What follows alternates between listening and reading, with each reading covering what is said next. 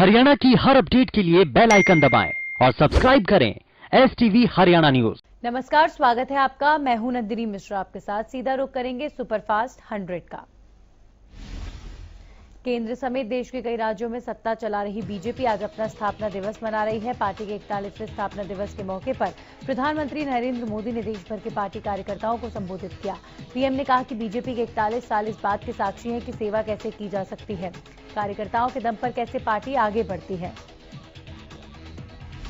PM Modi ने कहा कि ऐसी पार्टियों ने नकली सेक्युलरिज्म का नकाब पहना हुआ था, वो उतर गया है। यहाँ सेक्युलरिज्म का मतलब कुछ लोगों के लिए योजनाएं, वोट बैंक के लिए नीतियां बना दिया गया। जो हर किसी के लिए नीति बना रहा है उसे विरोधी कम्युनल कहा करते हैं। पीएम ने कहा कि आज सीएए, कृषि कानून और लेबर लॉ को लेकर लोगों को बरगलाया जा रहा है। इसके पीछे सोची समझी साजिश और राजनीतिक अस्थिरता पैदा करना लक्ष्य है। कुछ लोगों की बीजेपी से दुश्मनी है, इसलिए ऐसा कर रहे हैं। बीजेपी के हर कार्यकर्ता को सतर्क रहना है। बीजेपी आज देश भर में अपना स्थापना दिवस मना रही है। स्थापना दिवस के मौके पर गृह मंत्री अमित शाह ने ट्वीट किया, सभी कार्यकर्ताओं को बीजेपी के स्थापना दिवस की शुभकामनाएं। अपने खून पसीने से सींचकर बीजेपी को विशाल वटवृक्ष बनाने वाले सभी महापुरुषों को नमन करता हूं।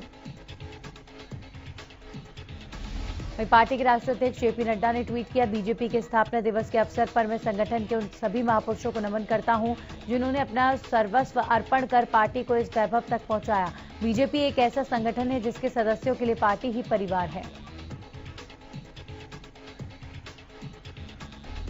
स्थापना दिवस के मौके पर सीएम मनोहर लाल ने बीजेपी कार्यकर्ताओं को बधाई दी। इस मौके पर सीएम ने ट्वीट कर लिखा कि सिद्धांतों और आदर्शों पर केंद्रित शून्य से शिखर तक की ये यात्रा अनगिनत कार्यकर्ताओं और हमारे मार्गदर्शकों के समर्पण और बलिदान का फल है। पूर्व उप प्रधानमंत्री ताऊ देवीलाल की पुण्यतिथि पर डिप्टी सीएम दुष्यंत चौटाला ने देवीलाल की समाधि संघर्ष स्थल पर जाकर श्रद्धांजलि अर्पित की।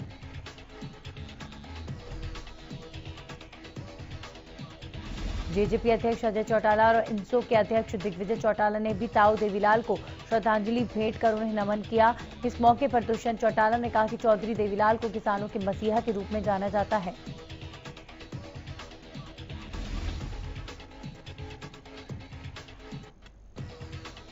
उन्होंने देश की राजनीति में कई बड़े बदलाव लाने का काम किया है। वहीं अजय चौटाला ने कहा कि जेजेपी चौधरी देवीलाल की विचारधारा पर चलने का काम कर रही है। कृषि कानूनों के खिलाफ किसानों का आंदोलन 132वें दिन से लगातार जारी। किसान कृषि कानूनों को रद्द करने की मांग को लेकर बॉर्डर पर डटे हुए हैं। इसी बीच सोमवार को भारतीय किसान यूनियन द्वारा संयुक्त मोर्चा के ऐलान पर देश भर में किसानों ने FCI दफ्तर के बाहर धरना प्रदर्शन किया।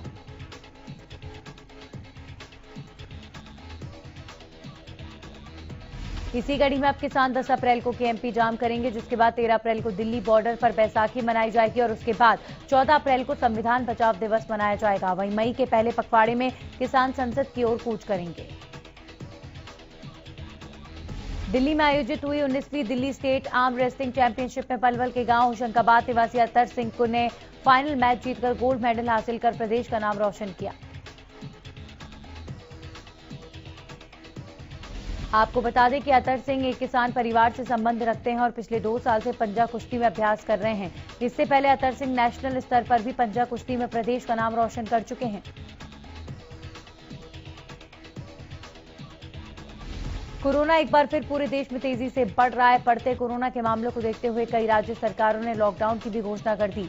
लगातार कोरोना के बढ़ते आंकड़ों के बाद प्रधानमंत्री एक बार फिर सभी राज्यों के मुख्यमंत्रियों से बैठक करेंगे।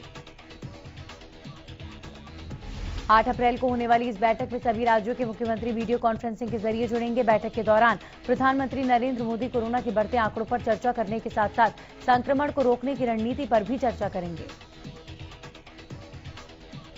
हरियाणा में कोरोना के मामलों में लगातार बढ़ोतरी हो रही है। बीते 24 घंटे में 2040 नए मरीजों की पुष्टि हुई, जिसमें गुरुग्राम में 581, करनाल में 200, अंबाला में 185 और कुरुक्षेत्र में 170 नए मामले सामने आए। वहीं फरीदाबाद में भी कोरोना के 154, जींद में 111, यमुनानगर में 123 और पंचकुला में 124 मामलों की पुष्टि हुई। वहीं कोरोना से एक दिन में 8 लोगों ने जान गंवाई। इसके साथ ही प्रदेश में अब तक 3199 मरीजों की मौत हो चुकी है। प्रदेश में कुल मरीजों का आंकड़ा 3 लाख के पार पहुंच चुका है। वहीं एक दिन में 1501 मरीजों ने कोरोना को मात दी। बता दें कि अब तक 2,83,000 से ज्यादा मरीज ठीक होकर घर लौट चुके हैं। जाखल में कोरोना से 52 साल के व्यक्ति की मौत हो चुकी है। बता दें कि कोरोना संक्रमित का हिसार के जिंदल अस्पताल में इलाज जारी है। इसी के साथ ही जाखल में कोरोना से होने वाली मौतों का आंकड़ा 8 पहुंच चुका है। गुरुग्राम के civil surgeon doctor Virendra Yadav की माने तो गुरुग्राम में 35 कंटेनमेंट जोन भी बना दिए गए हैं। इससे साफ है कि कंटेनमेंट जोन में भी अब सख्ती बरती जाएगी और किसी भी तरह से लोग यदि कोताही बरतते नजर आते हैं तो उन पर कार्रवाई भी होगी। दरअसल गुरुग्राम में बीते 2 दिनों में 1100 से ज्यादा मामले सामने आए, जिसे देखते हुए गुरुग्राम में अब कोरोना की जांच बढ़ाई गई है। अब गुरुग्राम में रोजाना लगभग 6000 टेस्ट किए जा रहे हैं, जिससे अब से और बढ़ाया जा रहा है। अंबाला में लगातार कोरोना मरीजों की संख्या बढ़ती जा रही है। सोमवार को जिले में कोरोना के सबसे ज्यादा 185 मामले सामने आए, जबकि 131 मरीज इलाज के बाद ठीक हुए हैं। सीएमओ डॉक्टर कुलदीप सिंह ने बताया कि जनवरी में 254 और फरवरी में 161 कोरोना पॉजिटिव केस सामने आए थे। इसके बाद मार्च में कोरोना के 2101 केस सामने आए हैं। अप्रैल में अभी तक 600 केस सामने आ चुके हैं, जो कि चिंता का विषय है। करनाल में कोरोना के बढ़ते मामलों में अब फिर से एक बार स्वास्थ्य विभाग की चिंता बढ़ा दी है। जिले में सोमवार को 201 पॉजिटिव मामले सामने आए, वहीं 201 मरीज इलाज के बाद ठीक होकर घर पहुंच चुके हैं, जिसकी जानकारी डीसी निशांत कुमार यादव ने दी। जिले में अब तक कोरोना के कुल मरीजों की संख्या 15,590 सामने आ चुके हैं, जबकि 174 मरीजों की मौत हो चुकी है। बल्कि जिले में कोरोना के 1735 एक्टिव मरीज हैं। स्वास्थ्य मंत्री अनिल विज के प्रयासों के बाद लोगों को कोरोना महामारी से बचाने के लिए कोरोना वैक्सीन लगाई जा रही है। इसी कड़ी के तहत अंबाला शहर, मॉडल टाउन, गुरुद्वारे में सोमवार को सिविल अस्पताल की टीम द्वारा लोगों को कोरोना वैक्सीन लगाई गई। सोनीपत के सिविल अस्पताल में कोविड के नियमों की कर्मचारी जमकर धज्जियां उड़ा रहे हैं। दरअसल कोविड रिपोर्ट देने वाले केंद्र पर महिला कर्मचारी बिना मास्क के काम करती दिख रही हैं।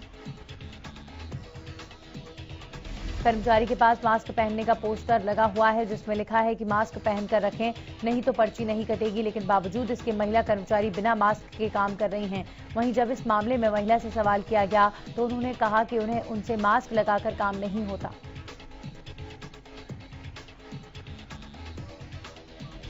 सिरसा में लगातार बढ़ते कोरोना मामलों को देखते हुए सिरसा में टीकाकरण अभियान में अब तेजी आ गई है। लगातार कोरोना के बढ़ते मामलों ने स्वास्थ्य विभाग की चिंताएं बढ़ा दी हैं। स्वास्थ्य विभाग ने कोरोना टीकाकरण में तेजी लाने के लिए विभाग के अधिकारियों को निर्देश जारी किए हैं। इसके तहत सिरसा की रेलवे कॉलोनी के सामुदायिक स्वास्थ्य केंद्र में रेलवे कर्मचारियों और आम जनों को कोविड वैक्सीनेशन का टीकाकरण किया जा रहा है। रादौर बस स्टैंड के शौचालयों में बंद मिले 2 युवकों में से एक की संदिग्ध परिस्थितियों में मौत हो गई। प्राथमिक जांच में नशे की ओवरडोज का मामला लग रहा है। पुलिस ने मृतक युवक के शव को कब्जे में लेकर जांच शुरू कर दी है। बताया जा रहा है कि बस स्टैंड के शौचालय में युवक के बंद होने की सूचना मिली थी, जिसके आधार पर बस अड्डे के वरिष्ठ अधिकारी ने इसकी सूचना पुलिस को दी। मौके पर पहुंची पुलिस ने जब दरवाजा तोड़कर देखा तो वहां 2 युवक मिले, जिनमें से एक युवक बेहोश था और दूसरा नशे की हालत में था। पुलिस ने युवक को अस्पताल पहुंचाया, जिनमें से एक की मौत हो चुकी है। बहरहाल पुलिस ने मामला दर्ज कर जांच शुरू कर दी है। इधर पुन्हाना में पुलिस ने एक फर्जी पुलिसकर्मी को गिरफ्तार किया है। पुलिस को आरोपी के पास से फर्जी आई कार्ड भी मिला है।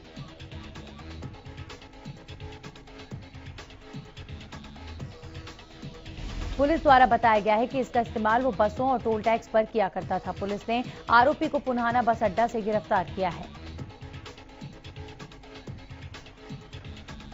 जिसके बाद आरोपी के खिलाफ धोखाधड़ी, कागजातों के साथ छेड़छाड़ करने समेत आधा दर्जन धाराओं के तहत मुकदमा दर्ज किया गया है।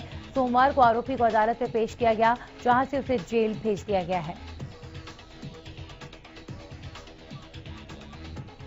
भिवानी जिले के गांव सुई में एक महिला के साथ मारपीट का मामला सामने आया है। बताया जा रहा है कि महिला के दोनों बेटे भारतीय सेना में देश सेवा के लिए कार्यरत हैं। महिला के साथ मारपीट गली में सफाई को लेकर हुई। आरोप है कि पड़ोसियों ने महिला के सर पर वार किया, जिसके बाद वो गंभीर रूप से घायल हो गई। मां के साथ हुई मारपीट मामले को लेकर दोनों जवान एसपी कार्यालय पहुंचे, जिस पर अधिकारियों ने उन्हें जांच का भरोसा दिया। सिरसा के गांव लकड़ावाली में एक बैंक प्रबंधक और उप प्रबंधक के अपहरण का मामला सामने आया है। दरअसल कार सवार बदमाशों ने दिन दहाड़े बैंक प्रबंधक और उप प्रबंधक का अपहरण किया और बाद में दोनों लोगों को 7 लाख रुपए लेकर छोड़ दिया। पुलिस ने बैंक मैनेजर की शिकायत पर केस दर्ज कर जांच शुरू कर दी है। थाना प्रभारी राज महेंद्र ने बताया कि पुलिस ने बैंक प्रबंधक की शिकायत पर अज्ञात लोगों के खिलाफ केस दर्ज किया है। पुलिस मामले के हर पहलू से जांच कर रही है।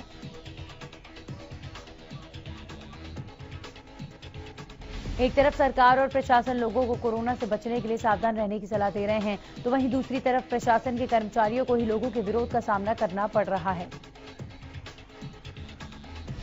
सिर्फ विरोध ही नहीं, बल्कि अब बात कर्मचारियों के साथ मारपीट तक आ गई है। ताजा मामला बहादुरगढ़ से सामने आया, जहां पर एक ज्वेलर्स के मालिक, उसके बेटे और कर्मचारियों पर नगर परिषद की टीम के साथ मारपीट करने और चालान काटने पर देख लेने की धमकी देने का आरोप लगा है। हरियाणा विद्यालय शिक्षा बोर्ड इस बार नकल रोकने को लेकर ज्यादा सख्त दिखाई दे रहा है। इस बार शहर और गांव के तमाम स्कूलों में दूसरे स्कूलों के अध्यापकों को ड्यूटी पर लगाया गया है। बोर्ड अध्यक्ष डॉक्टर जगबीर सिंह और सचिव राजीव प्रसाद ने बताया कि इस बार पहले से ज्यादा सख्त नियम बनाए जा रहे हैं। बोर्ड की परीक्षा में दूसरे की जगह परीक्षा देते मिलने पर निश्चित तौर पर एफआईआर दर्ज करवाई जाएगी। वहीं नकल करने में संलिप्त पाए जाने पर इस बार 2 की बजाय 3 साल तक विद्यार्थी को परीक्षा से बाहर किया जाएगा। बोर्ड अधिकारियों का कहना है कि परीक्षा में किसी भी सूरत में कोताही बर्दाश्त नहीं की जाएगी। 2021 में आयोजित होने वाले खेलो इंडिया यूथ गेम्स की मेजबानी हरियाणा करेगा, जिसके मद्देनजर हरियाणा नांगल चौधरी की अनाज मंडी में फायर ब्रिगेड की गाड़ी पहुंचने से लोगों ने खुशी जताई। दरअसल विधायक से क्षेत्र के लोगों ने आग्रह किया था कि फसल की कटाई का समय चल रहा है, तो नांगल चौधरी में एक फायर ब्रिगेड की गाड़ी खड़ी करवाई जाए, ताकि आगजनी होने पर उस पर तुरंत कार्रवाई कर जानमाल का बचाव किया जा सके। इस मामले में विधायक ने संज्ञान लेते हुए अधिकारियों से आग्रह किया है कि एक गाड़ी नांगल चौधरी में तब तक खड़ी रहे जब तक कि फसल कटाई का समय चल रहा हो। नीलोखेड़ी में नेशनल हाईवे के पास जूतों से भरे एक वाहन में अचानक आग लग गई। आग धीरे धीरे इतनी बढ़ गई कि उसने पूरी कार को अपनी चपेट में ले लिया। कार सवारों का कहना है कि ब्रेक फेल होने के चलते हादसा हुआ था। वहीं मामले की सूचना पुलिस और फायर ब्रिगेड को दी गई। हालांकि तब तक पूरी कार जलकर खाक हो चुकी थी। भारत के अगले मुख्य न्यायाधीश जस्टिस एनवी रमना होंगे। राष्ट्रपति रामनाथ कोविंद ने मंगलवार सुबह उनके नाम को मंजूरी दे दी। दरअसल मौजूदा चीफ जस्टिस एसए बोबड़े 23 अप्रैल को रिटायर हो रहे हैं। 24 अप्रैल को जस्टिस एनवी रमना देश के 48वें चीफ जस्टिस के रूप में शपथ लेंगे। राष्ट्रपति रामनाथ कोविंद राष्ट्रपति भवन में जस्टिस रमना को मुख्य न्यायाधीश पद की शपथ दिलाएंगे। कोरोना के बढ़ते मामलों को देखते हुए दिल्ली में नाइट कर्फ्यू लगाया गया है। रात 10 बजे से लेकर सुबह 5 बजे तक नाइट कर्फ्यू लागू रहेगा। यह आदेश तत्काल प्रभाव से लागू होगा और 30 अप्रैल तक लागू रहेगा। कोरोना के तेजी से बढ़ते मामलों के मद्देनजर दिल्ली सरकार ने बड़ा फैसला लिया। दिल्ली सरकार की ओर से जारी नाइट कर्फ्यू की गाइडलाइन के मुताबिक इस दौरान ट्रैफिक मूवमेंट पर किसी तरह की कोई रोक नहीं होगी। जो लोग वैक्सीन लगवाने जाना चाहते हैं उनको छूट होगी, लेकिन ई पास लेना होगा। लखनऊ में धारा 144 लागू कर दी गई है, जो 5 मई तक लागू रहेगी। इस दौरान जिले में एक जगह पर 5 से ज्यादा लोग इकट्ठा नहीं हो सकेंगे और न ही 5 से ज्यादा लोग पंचायत चुनाव के प्रचार में शामिल हो सकेंगे। लखनऊ के लॉ एंड ऑर्डर के जॉइंट कमिश्नर पीयूष मोडिया ने इसको लेकर आदेश जारी कर दिए हैं। वहीं सीएम योगी आदित्यनाथ ने भी धारा 144 की सख्ती से पालन कराने के आदेश दे दिए हैं। ये फैसला कोरोना को फैलने से रोकने के लिए लिया गया है। पश्चिम बंगाल में आज तीसरे चरण के लिए मतदान हो रहा है। बंगाल में कुल 31 सीटों पर वोटिंग हो रही है। इस बीच उलबेरिया उत्तर से बीजेपी उम्मीदवार चिरन बेरा ने आरोप लगाया कि मतदान से पहले की रात टीएमसी नेता गौतम घोष के घर से ईवीएम और वीवीपैट की मशीनें मिली हैं। टीएमसी नेता के घर के पास ईवीएम मिलने के बाद चुनाव आयोग ने एक्शन लिया है। यहां एक सेक्टर ऑफिसर को सस्पेंड किया गया। चुनाव आयोग का कहना है कि ये एक रिजर्व ईवीएम था, जिसका वोटिंग में इस्तेमाल नहीं हो रहा था। लेबनान की राजधानी बेरूत में पिछले साल अगस्त में हुए धमाके में जान माल का काफी नुकसान हुआ था। विशेषज्ञों ने प्रकाशित एक रिपोर्ट में चेतावनी दी है कि धमाका में बुरी तरह क्षतिग्रस्त हुए अनाज भंडारण के भवन को सुरक्षा के मद्देनजर ध्वस्त कर दिया जाना चाहिए।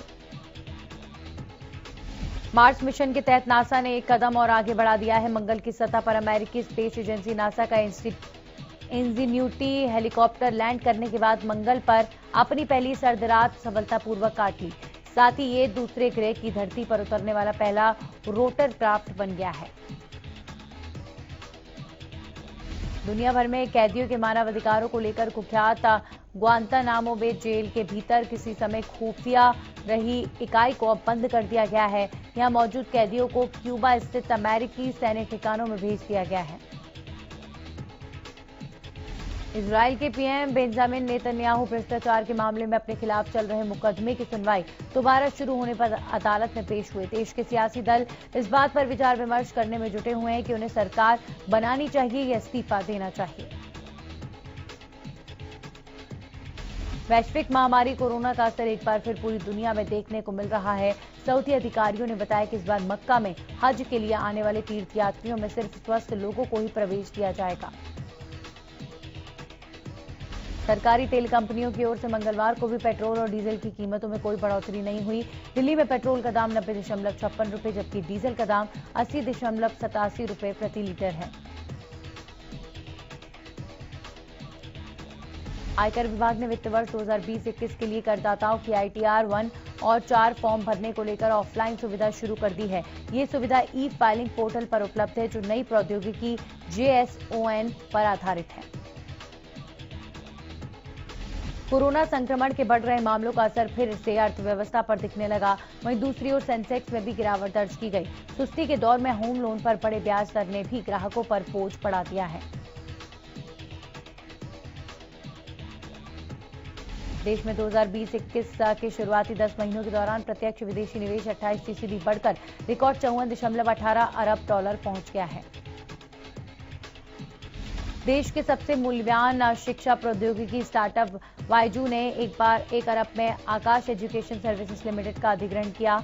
इस सौदे के बाद ब्लैकस्टोन समूह और आकाश के संस्थापक 13 अरब डॉलर के मूल्यांकन वाले बायजूस में शेयर धारक बन जाएंगे। भारतीय महिला फुटबॉल टीम को उज्बेकिस्तान के खिलाफ मैत्री मैच में 1-0 से हार का सामना करना पड़ा।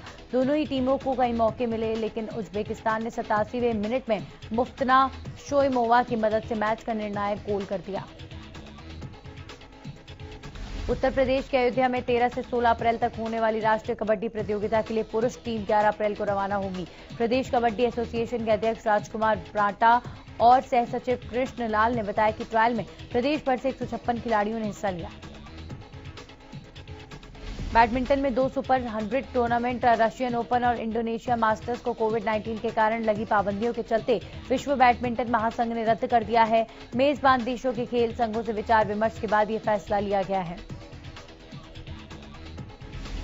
6 बार की विश्व चैंपियन MC मैरी कॉम अगले माह होने वाली एशियाई बॉक्सिंग चैंपियनशिप में भारत का नेतृत्व करेंगी। दिल्ली के इंदिरा गांधी स्पोर्ट्स कॉम्प्लेक्स में होने वाला यह टूर्नामेंट 21 से 31 मई तक चलेगा। चेन्नई सुपर किंग्स के कप्तान Mahendra Singh Dhoni Indian Premier League के शुरू होने से पहले शानदार फॉर्म में दिख रहे हैं। वे नेट में लंबे शॉट्स लगा रहे हैं। चेन्नई सुपर किंग्स में धोनी की बल्लेबाजी का वीडियो इंस्टाग्राम पर भी शेयर किया है। चेन्नई IPL के 14वें सीजन में अपना पहला मैच 10 अप्रैल को खेलेगी। टूर्नामेंट शुरू होने से पहले धोनी जिस अंदाज में बल्लेबाजी कर रहे हैं उसे चेन्नई सुपर किंग्स को राहत मिल रही होगी। IPL के 14वें सीजन की शुरुआत 9 अप्रैल से हो रही है। सीजन का दूसरा मैच 10 अप्रैल को मुंबई के वानखेड़े स्टेडियम में खेला जाएगा। चेन्नई सुपर किंग्स और दिल्ली कैपिटल्स के बीच होने वाले इस मैच से पहले वानखेड़े स्टेडियम के 2 और ग्राउंड स्टाफ कोरोना संक्रमित पाए गए।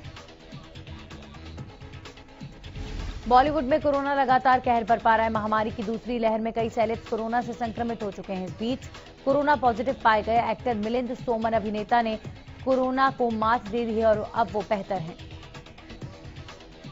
मलयालम सिनेमा के जाने माने अभिनेता पटकथा लेखक पी बालाचंद्रन का 62 साल का उम्र में निधन हो गया। वे लंबे समय से बीमार चल रहे थे।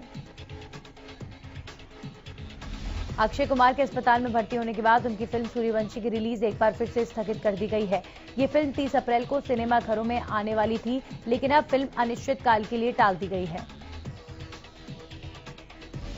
भारतीय अंतरिक्ष अनुसंधान संगठन के वैज्ञानिक नंबी नारायणन की biopic rocketry the Nambi effect के ट्रेलर ने प्रधानमंत्री मोदी को भी प्रभावित कर लिया है। इस पर मोदी ने कहा है कि ये जानकारी ज्यादा से ज्यादा लोगों तक पहुंचनी चाहिए।